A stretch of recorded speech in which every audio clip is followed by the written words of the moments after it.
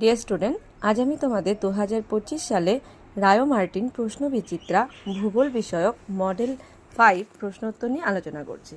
তোমরা যারা আমার আগের ভিডিওগুলি দেখোনি তারা আমার ভিডিওর ডেসক্রিপশন বক্সে লিংক দেওয়া থাকবে, সেখান থেকে দেখে নিতে পারো। দেখো, মডেল 5-এর ফার্স্ট কোশ্চেন রয়েছে, পৃথিবী থেকে সূর্যের গড় দূরত্ব 15 কোটি কিলোমিটার। নেক্সট কোশ্চেন, পৃথিবীর আবর্তনের বেগ সর্বাপেক্ষা বেশি হয় নিরক্ষীয় অঞ্চলে। সৌরবছর ধরা হয় 365 দিনকে। ভারতের প্রমাণ দ্রাঘিমার মান 82 ডিগ্রি 30 মিনিট পূর্ব। এটি কিন্তু খুব ইম্পর্টেন্ট প্রশ্ন, আর পূর্ব এই দিকটি কিন্তু উল্লেখ করে দিতে হবে। তারপরে দেখো, এশিয়ার পিত নদী বলা হয় কোন নদীকে? ইয়াংশিকিয়াংকে। বিশ্বের বৃহত্তম সামুদ্রিক তৈলখনি হলো সাফানিয়া। এটি কিন্তু খুব ইম্পর্টেন্ট কোশ্চেন, বারবার এই কোশ্চেনটি পরীক্ষায় দিয়েছে। তারপরে দেখো, শুদ্ধ ও অশুদ্ধ নির্বাচন করো। ফার্স্টে 1 নম্বরে রয়েছে 3 জানুয়ারি সূর্য থেকে পৃথিবীর দূরত্ব সর্বাপেক্ষা বেশি হয়। এটি হয়ে যাবে অশুদ্ধ, কারণ 4 জুলাই সূর্য থেকে পৃথিবীর দূরত্ব সব থেকে বেশি হয়। তারপরে দেখো, লীনা নদী বৈকাল পর্বত থেকে উৎপত্তি লাভ করেছে। এটি সঠিক। তারপর একটা মেলানো রয়েছে, দেখো এটি হয়ে যাবে কর্কটক্রান্তি রেখা 23.5 ডিগ্রি উত্তর, মকরক্রান্তি রেখা 23.5 ডিগ্রি দক্ষিণ, মূল মধ্যরেখার মান 0 ডিগ্রি এবং উত্তর মেরুর মান 90 ডিগ্রি। নেক্সট কোশ্চেন রয়েছে, নিচের প্রশ্নগুলির সংক্ষিপ্ত উত্তর দাও। মুক্তিবেগ কাকে বলে? এই প্রশ্নটির উত্তর তোমাদের টেক্সট বইয়ের 3 পৃষ্ঠায় রয়েছে। দেখো, 3 পৃষ্ঠায় উত্তরটি রয়েছে, কোনো বস্তুকে প্রতি সেকেন্ডে 11.2 কিমি গতিবেগে ওপরের দিকে ছুটতে পারলে সেটা আর নিচের দিকে না পড়ে মহাশূন্যে পৃথিবীর চারিদিকে ঘুরতে থাকে। একে মুক্তিবেগ বলে। নেক্সট কোশ্চেন দেখো রয়েছে, অধিবর্ষ কি? এটিও তোমাদের টেক্সট বইয়ের 7 পৃষ্ঠায় এর উত্তর রয়েছে।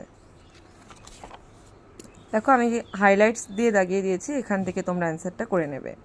পৃথিবী একবার সূর্যকে পরিক্রমণ করতে সময় নেয় 365 দিন 5 ঘন্টা 48 মিনিট 46 সেকেন্ড। কিন্তু হিসেবের সুবিধার জন্য বাড়তি সময়ের হিসাব ঠিক রাখার জন্য প্রতি 4 বছর অন্তর একটা পুরো দিন যোগ করা হয় ক্যালেন্ডারে।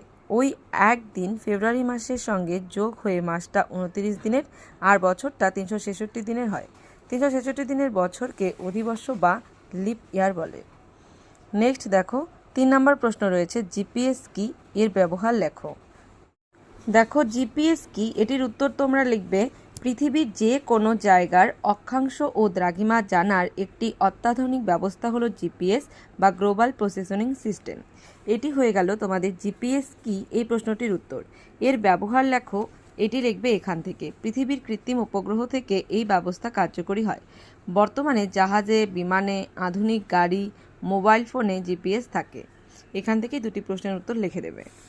নেক্সট কোশ্চেন দেখো কি রয়েছে, ভূমধ্যসাগরীয় জলবায়ু অঞ্চলে কি কি গাছ জন্মায়? এটিরও উত্তর তোমাদের টেক্সট বইয়ের 93 পৃষ্ঠায় রয়েছে।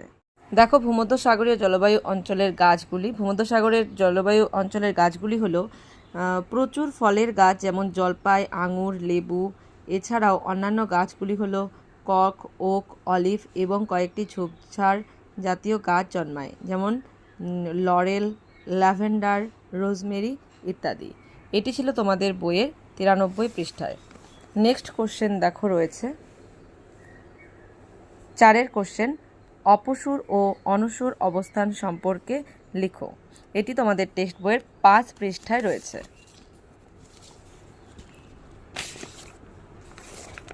এখানে দেখো, একটি ছবিও রয়েছে অপসূর এবং অনুসূর অবস্থান, এবং এখানে কাকে বলে সেটিও রয়েছে, এখান থেকে দিয়ে দেবে।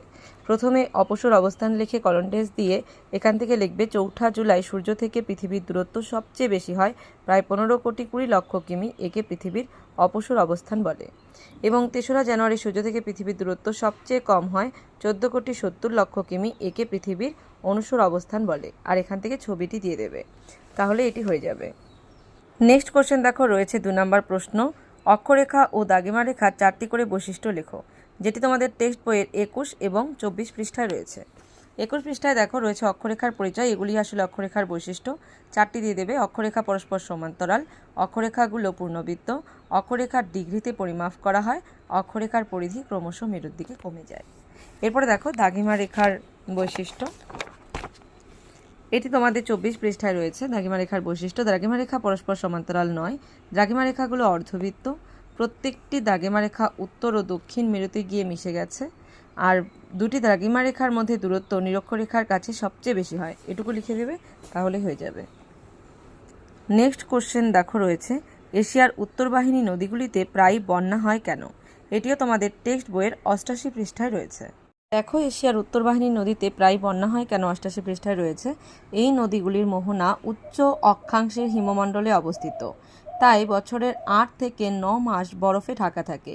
শরৎ ও বসন্তকালে পার্বত্য অঞ্চলে বেশি বৃষ্টি হলে ওই জল নদীর মোহনায় বরফে বাধা পেয়ে বন্যা সৃষ্টি করে। নেক্সট কোশ্চেন রয়েছে, মহাবিষুব ও জলবিষুব বলতে কি বোঝো এবং এর সঙ্গে রয়েছে রবি মার্ক কি? মহাবিষুব এবং জলবিষুব বলতে কি বোঝো, এই প্রশ্নটির উত্তর তোমাদের রায়ো মার্টিনের নোট বইয়ের 22 পৃষ্ঠায় রয়েছে। যার কাছে বই আছে বই থেকে দেখে নাও, আর যার কাছে বই নেই সে স্ক্রিনশট করে নিতে পারো। দেখো, মহাবিষুব 21শে মার্চ উত্তর গোলার্ধে বসন্তকাল এবং দিন রাত্রির দৈর্ঘ্য সমান হওয়ায় ওই দিনটিকে মহাবিষুব বা বসন্তকালীন বিষুব বলে। এবং তার নিচেই দেখো রয়েছে জলবিষুব কাকে বলে। 23শে সেপ্টেম্বর উত্তর গোলার্ধে শরৎকাল এবং দিন রাত্রির দৈর্ঘ্য সমান হওয়ায় এই দিনটিকে জলবিষুব বলা হয়। এর সঙ্গে দেখো আরেকটি প্রশ্ন রয়েছে, রবি মার্ক কি? এই প্রশ্নটির উত্তর তোমাদের টেক্সট বইয়ের 11 পৃষ্ঠায় রয়েছে, দেখে নাও। 11 পৃষ্ঠায়, হেলানো অক্ষের জন্য পৃথিবী কক্ষপথে এমনভাবে কাত হয়ে ঘোরে যে বছরের বিভিন্ন সময়ে পৃথিবীর বিষুবরেখা কর্কটক্রান্তি রেখা 23.5 ডিগ্রি উত্তর অক্ষরেখা এবং মকরক্রান্তি রেখায় 23.5 ডিগ্রি দক্ষিণ অক্ষরেখা সূর্যের লম্ব রশ্মি পড়ে। ফলে আপাতভাবে মনে হয় যে সূর্য পৃথিবীর বিষুবরেখা থেকে উত্তরে কর্কটক্রান্তি রেখা পর্যন্ত এবং দক্ষিণে মকরক্রান্তি রেখা পর্যন্ত চলাচল করে। এটাই পৃথিবীর বার্ষিক আপাতগতি বা রবিমার্ক। এর সঙ্গে দেখো নেক্সট কোশ্চেন কি রয়েছে, ভূমধ্যসাগরীয় জলবায়ু অঞ্চলের প্রধান বৈশিষ্ট্যগুলি কি কি এবং নিরক্ষীয় জলবায়ু অঞ্চলের স্বাভাবিক উদ্ভিদ। দেখো, ভূমধ্যসাগরীয় জলবায়ু অঞ্চলের বৈশিষ্ট্যগুলি দেখো। প্রধান বৈশিষ্ট্য, এখানে গ্রীষ্মকালে উষ্ণতা থাকে 21 ডিগ্রি থেকে 27 ডিগ্রি সেলসিয়াস, শীতকালে 5 ডিগ্রি থেকে 10 ডিগ্রি সেলসিয়াস। পশ্চিমা বায়ুর প্রভাবে এখানে শীতকালে বৃষ্টিপাত হয় এবং বৃষ্টিপাতের পরিমাণ থাকে 30 থেকে 50 সেমি। এর সঙ্গেই দেখো আরেকটি প্রশ্ন ছিল, নিরক্ষীয় জলবায়ু অঞ্চলের স্বাভাবিক উদ্ভিদগুলি কি কি? দেখো, নিরক্ষীয় অঞ্চল, এটি তোমাদের 92 পৃষ্ঠায় রয়েছে। স্বাভাবিক উদ্ভিদ দেখো, মেহগনি, রোজউড, আয়রন উড, সেগুন, রবার, কোকো, সিনকোনা।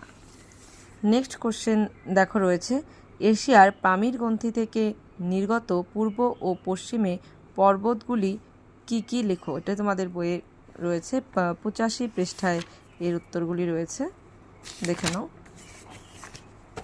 এখানে দেখো যে চিত্রটি রয়েছে, এখানে কিন্তু পামির গ্রন্থি এবং এখানে দেখো আর্মেনীয় গ্রন্থি থেকে পর্বতগুলো বেরিয়ে গেছে। আমি তোমাদের এটি ভালো করে উত্তরটি একবারে লিখে দিচ্ছি।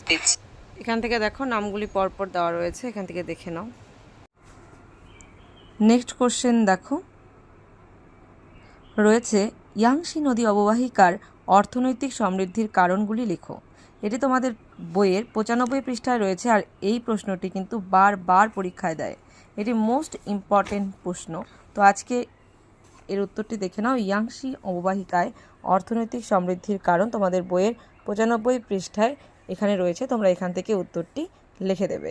প্রথমে কৃষির উন্নতি লিখে কলনডেস দেবে, দিয়ে এটুকু লিখবে, অনুকূল জলবায়ু, উর্বর পলিমাটি, বিস্তীর্ণ সমভূমি। তারপরে দেখো খনিজ সম্পদের প্রাচুর্য, লোহা, আকরিক, কয়লা, তামা, দস্তা, টাংস্টান প্রভৃতি।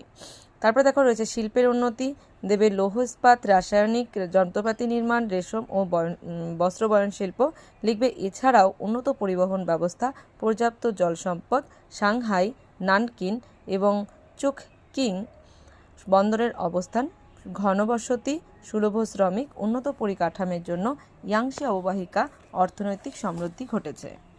এটি ছিল আজকের নেক্সট এবং লাস্ট কোশ্চেন। আমার ভিডিওটি হেল্পফুল হলে ভিডিওটিতে একটি লাইক করে দিও, চ্যানেলটি সাবস্ক্রাইব করে পাশে থাকা বেল আইকনটি প্রেস করে রেখো, যাতে আমার ভিডিওগুলি সবার প্রথমে তোমাদের কাছে পৌঁছে যায়। Thanks for watching.